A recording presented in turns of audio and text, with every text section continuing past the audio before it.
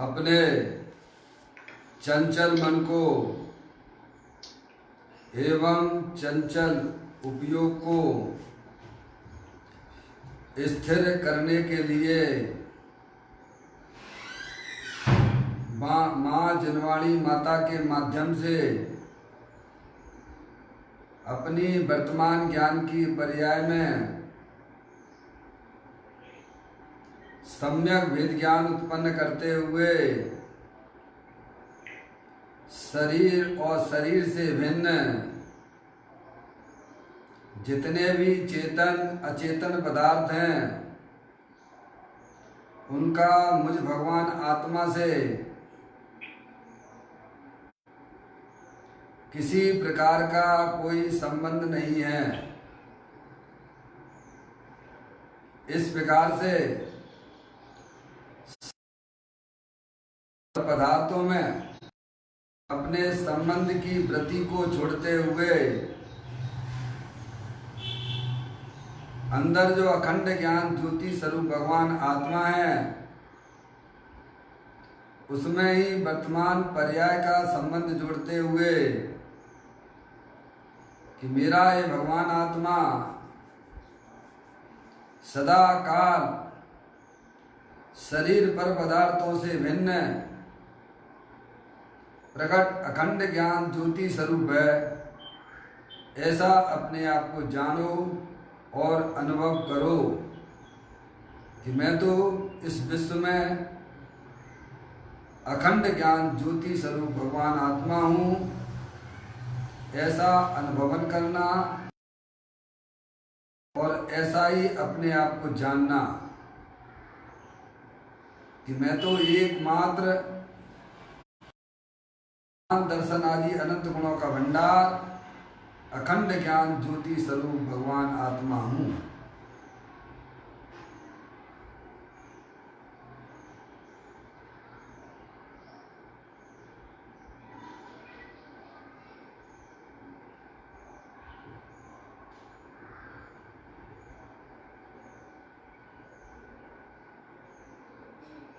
इसी प्रकार से संसार अवस्था में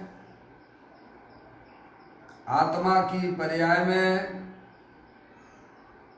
जो विविध प्रकार के पुण्य पाप के परिणाम होते हैं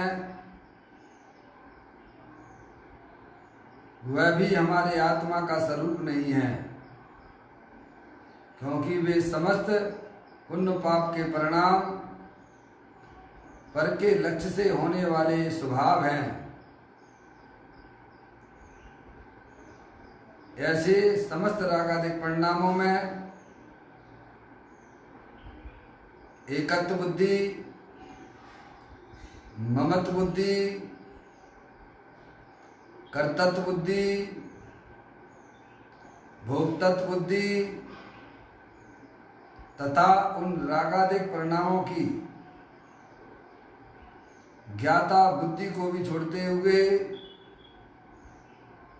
अंदर जो अखंड ज्ञान ज्योति स्वरूप भगवान आत्मा है, जो शरीर रागादिक से भिन्न पूर्ण निराकुलता स्वरूप वाला, ऐसे भगवान आत्मा में अपनी वर्तमान पर्याय का संबंध जोड़ते हुए मेरा ये भगवान आत्मा पूर्ण निराकुलता स्वरूप वाला है, ऐसा अपने आप को जानो और अनुभव करो कि मैं तो पूर्ण निराकुलता स्वरूप वाला ज्ञान आनंद की मूर्ति हूँ, ऐसा अनुभवन करना, ऐसा ही अपने आप को जानना कि मैं तो अतीन्द्रिय आनंद पिटारा हूँ, सुख स्वरूप हूँ।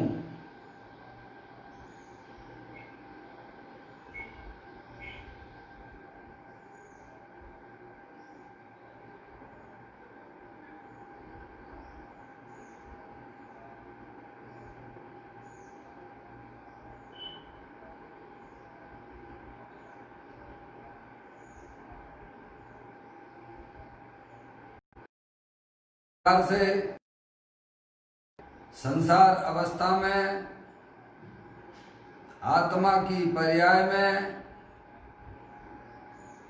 जो पर के लक्ष्य से होने वाला ज्ञान है वह भी वास्तव में आत्मा का स्वभाव नहीं है। ऐसी समस्त परलक्षी ज्ञान में, खंड खंड ज्ञान में ममत्व बुद्धि, कर्तृत्व बुद्धि, भोक्तृत्व बुद्धि तथा उस परलक्षी ज्ञान की ज्ञाता बुद्धि को भी छोड़ते हुए मेरा ये भगवान आत्मा शरीर, रागादिक परिणतियाँ तथा परलक्षी ज्ञान की पर्याय से भी भिन्न, मैं तो एकमात्र अखंड ज्ञान ज्योति स्वरूप हूँ, ऐसा अपने आप को जानिए और अनुभव करिए कि मैं तो एकमात्र अखंड ज्ञान ज्योति स्वरूप ही हूँ।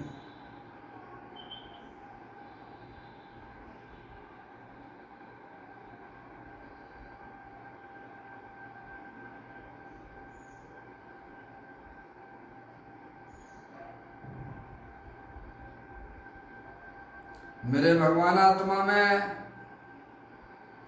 शरीर, रागादिक परिणतियाँ और परलक्षी ज्ञान की पर्याय प्रवेश नहीं करती है, क्योंकि मेरा ये भगवान आत्मा सदा काल शुद्ध विज्ञान घन स्वरूप वाला है। ऐसा अपने आप को जानो और अनुभव करो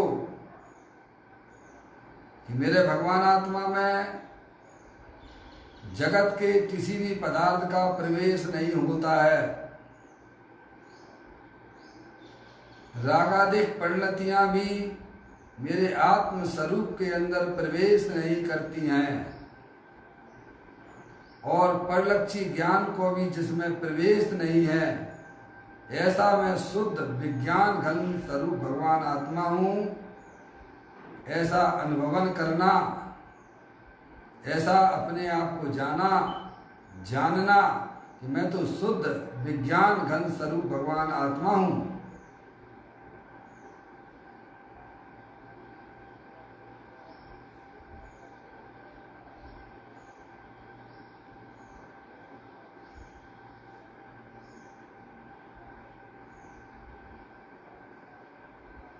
द्रव्य कर्म, भाव कर्म, नौ कर्म रहित शुद्धात्म स्वरूपो हम। मेरा ये भगवान आत्मा ज्ञानावरण आदि द्रव्य कर्म, मोह राग देश भाव कर्म, शरीर आदि नौ कर्म, इन तीनों कर्मों से रहित मैं तो परम पवित्र शुद्धात्मा हूँ, ऐसा अपने आप को जानिए और अनुभव कीजिए कि मैं तो परम पवित्र आत्मा शुद्धात्मा ही हूँ।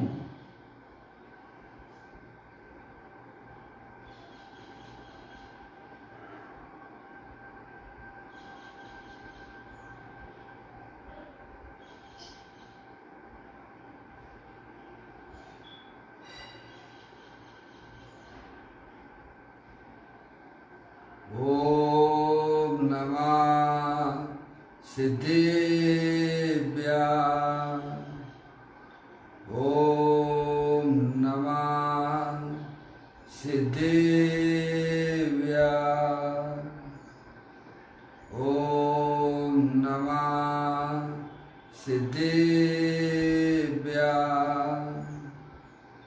चिंतामणि सम स्वयं का चैतन्य तत्व महान है, निज का करूं मैं चिंतवन, निज का करूं श्रद्धान मैं। शुद्धात्मा ही देव है जो गुण अनंत निदान है। मैं स्वानुभव में देख लूं, आत्मा स्वयं भगवान है। मैं स्वानुभव में देख लूं, आत्मा स्वयं भगवान है। द्रव दृष्टि जिनेश्वर और पर्याय दृष्टि विनेश्वर की चर्चा महान ग्रंथ के माध्यम से हम आप यहाँ पर पढ़ रहे हैं, सुन रहे हैं। देखिएगा, निकाल लीजिए आप पुस्तक को, पेज नंबर 132 पर है और आज का गोल है 570। ठीक है भाई, देखें।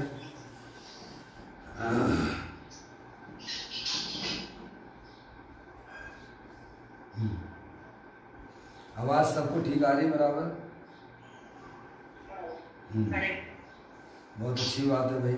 देखें 132 पृष्ठ पर, जिस प्रकार नेत्र पर में करने वेदने की कोई क्रिया नहीं करता,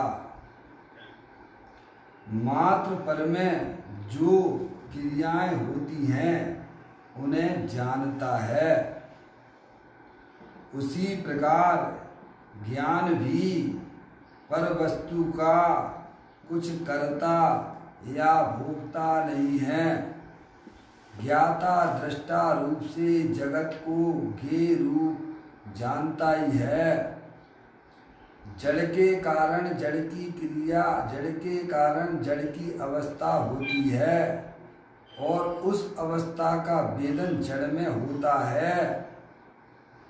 आत्मा जड़ की उस अवस्था को करता नहीं है और उसे भोगता नहीं है। बहुत सुंदर चर्चा भैया श्री समय सारथी ग्रंथ के माध्यम से यह चर्चा यहाँ आई है।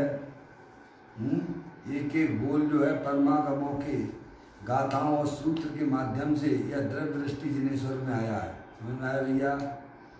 आप केवल इतना ही नहीं समझना कि भैया इसको फोटो ऊपर से देख लो और समझ लो कि ये तो काजी स्वामी जी का लिखा हुआ है। समझ में आया भैया? मैं आपको गाथाओं का भी रेफरेंस देता हूँ, समझे? तो ये जो है गाथा आचार्य कुनकुन देव की समय सार जी की 320 नंबर की गाथा से आई है। समझ में आया भैया? उसमें आचार्य कुनकुन देव ने यह कहा है कि ज्ञानी जो है ना पर द्रव्य का कर्ता नहीं है और पर द्रव्य का भोगता नहीं है। क्या भैया? गाथा प्रारंभ करने से पहले आचार्य कुनकुन देव यह कहते हैं ज्ञानी यानी सम्यक दृष्टि जीव पर द्रव्य का ना तो करता है और ना ही भोगता है, वह तो मात्र उनका ज्ञाता है। समझ में आया भैया? और उस दृष्टांत को 320वें के नंबर की गाथा में दिया नेत्रवत। जैसे नेत्र है ना, देखो यहाँ लिया ना, जिस प्रकार नेत्र पर में करने वेदने की कोई क्रिया नहीं करता है भैया। आँख क्या करती है भैया? ये तो हमारे अनुभव की बातें हैं ना भैया, देखती है। मौसी बहुत सुंदर बात की आपने, हैं? आँख जो है ना वो अपनी जगह रहकर मात्र पर द्रव्यों को ना तो करने वाला है और ना भोगने वाला है। क्या भैया? आँख अपनी जगह ही तो रहती है ना, हैं? आँख क्या करती है? देखने का। पर द्रव्यों का आत्मा है, पर द्रव्यों को आँख क्या करती है? ऐसा वहाँ लिया है, हैं? जो नेत्र त्यों ही ज्ञान नहीं कारक नहीं वेदक अहो। है भैया? समझ में? जो नेत्र त्यों ही ज्ञान नहीं कारक तथा वेदक अहो। है भैया, समझ में आया है? क्यों जीव ही क्या, और जीव भी जाने ही कर्म उदय को, निर्जरा को, मोक्ष को और बंध को जानता है। क्या करता है? ऐसे मूल गाथा है मौसी क्या? 320 नंबर। ये जो है 320 नंबर की गाथा है, समय सार जी की बात चल रही है भैया। एक एक गाथा आप देखिए, आप इसे मात्र गुरुदेव श्री काजी स्वामी का फोटो देख के ये मत समझ लेना क्या सारे एक एक, कल मैंने आपको बताया भैया 14वें नंबर की गाथा बताई आप स्पष्ट आदि है। मैं आपको अगर ऐसे बताने लगूँ ना भैया, सब गाथाओं के, सब ग्रंथों के, सब सूत्रों को आपको यहाँ लिखा हुआ मिलेगा। समझ गया? चाहे हुआ स्वामी महाराज का भी क्यों ना हो, समझ गया? तत्वार सूजी उत्पाद वैध उत्तम सत, सब सारे ग्रंथों का सारे इसमें है। इसे तो अपनी जिंदगी का, जीवन का है भैया अंग बना लेना चाहिए स्वाध्याय प्रेमियों को। आपको तो बना के रख दिया भैया और आप नहीं खा पाओ। तो पंडित टोडरमल जी साहब की भाषा में यही कहा जा सकता है भैया, जैसे किसी दरिद्री को चिंतामणि रतन के दर्शन कराएं और वह ना करे तो है भैया, उसके अभाग की महिमा हमसे नहीं कही जाती है। जैसे कोड़ी को अमृत पान कराएं और वह उसका सेवन ना करे तो उसके अभाव की महिमा नहीं कही जाती है। ऐसे ही भैया जो है ना 4 गति 84 लाख योनियों में हमारा आत्मा अनादिकाल से भ्रमित हो रहा है। समझ गए आप? और ज्ञानियों ने हमें जो है शॉर्टकट रास्ता बता दिया। क्या भैया? आपके पास ज़्यादा समय नहीं है ना मनुष्य पर्याय का, तो चिंता मत करना, मेन बातें तो कम से कम ध्यान में निर्णय कर लेना। क्या कहा भैया? एक एक सूत्र, एक एक गाथा है हमारी आत्मा को बताने वाली है। ये तो आपको, हमको सब कुछ सहज रूप से उपलब्ध हो रहा है। समझ में आया भैया? तो आचार्य कुंदकुंद देव 320वें नंबर की गाथा में यह कहते हैं कि ज्ञानी जो है ना सम्यक दृष्टि जीव पर द्रव्य का ना तो करता है और ना ही उसका है भोगने वाला है, वेदक है। समझ में आई? वह तो मात्र उनको जानने वाला है। समझ गए भैया? अब परद्रव्य में क्या क्या ले लेना भैया मौसी? बहुत सुंदर बात है मोदी, आप ऐसी बातें करती तो मेरा आत्मा प्रसन्न हो जाता है। क्या? हाँ सही कह रहा। ये पकड़ होना चाहिए, द्रव्य और पर्याय का ज्ञान होना चाहिए। समझ में आई? ख्याल में आया? पर द्रव्य में, अरे जहाँ पर्याय को भी परद्रव्य कहा जा रहा है, कहाँ वह राग की बात को कहा जाए, कहाँ शरीर आदि की बात की जा सके। समझ में आइया? है भैया? एक देखिए जानिए रम रहिए एक ठोर, समल विमल न विचारिए। है भैया? यही सिद्ध नहीं और अपने गायक प्रभु परमात्मा के अलावा जो भी कुछ है भैया, है भैया, शरीर तो भैया दूर है ही, उससे तो आत्मा की कहीं शकल मिलती भी नहीं है। अरे रागादिक परिणतियों से भी आत्मा की शकल नहीं मिलती है भाई। है निर्मल पर्याय है, वह पर्याय भी एक क्षण मात्र की होने से, क्षण भंगुर होने से वह इसकी शकल भी अपने त्रिकालिक ध्रुव भगवान आत्मा से नहीं मिलती है। आ गया समझ में भैया? ज्ञानी है ना, सम्यक दृष्टि जीव है ना, है भैया, सभी को जाने, है कर्मों को जाने, कर्म निर्जरा को जाने, है और बंध को भी जाने और मोक्ष को भी जाने। और क्या करोगे भाई? है अब हो गया ना, सारी तैयारी तुम्हारी हो गई ना। है भैया? आत्म जो वस्तु है वह ना तो परद्रव्य का करने वाली है और ना उसका भोगता है। समझ में आ गई भैया? परद्रव्य का कोटा समझ में आ गया? निज को निज पर को पर जान, और फिर आगे क्या लिखा है भैया? फिर आप दुखी होके बता दीजिए भाई साहब। आप एक बार आचार्य भगवंतों की बात को ध्यान से सुनिए। हैं वे कहते हैं तुम दुखी होके बता दो, अगर तुम्हारी ज्ञान की पर्याय में यह व्यवस्था जम गई है। क्या भैया? निज को निज और पर को पर जान है भैया। निज अपना त्रिकालिक ध्रुव भगवान आत्मा जो अनंत शक्तियों के भंडार वाला है वो निज है, और पर क्या है भाई साहब? हैं पर में क्या लेना मौसी? हैं क्या बोले?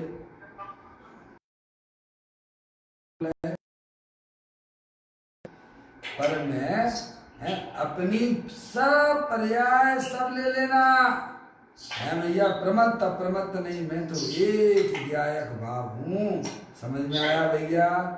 जहाँ जिसने पर्याय कोई भी पर कह दिया गया है वहां पर स्त्री पुत्र शरीर आदि विश्व कैसे हो जाएंगे तेरे भाई? कोई विवेक नहीं है। क्या भैया? कुछ नहीं, पागल जैसा भ्रमित हो रहा है। समझ में आया भैया? ये स्त्री मेरी है, ये मकान मेरा है, दुकान मेरी है भैया? तो पागल हो गया है, तूने भोज रूपी मदरा पी रखी है, अब तो उतार देना। समझ में आया भैया?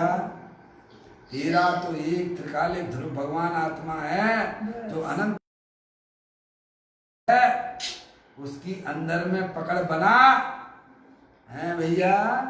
ये ज्ञानी हमें समझाते हैं। समझ में आया भैया?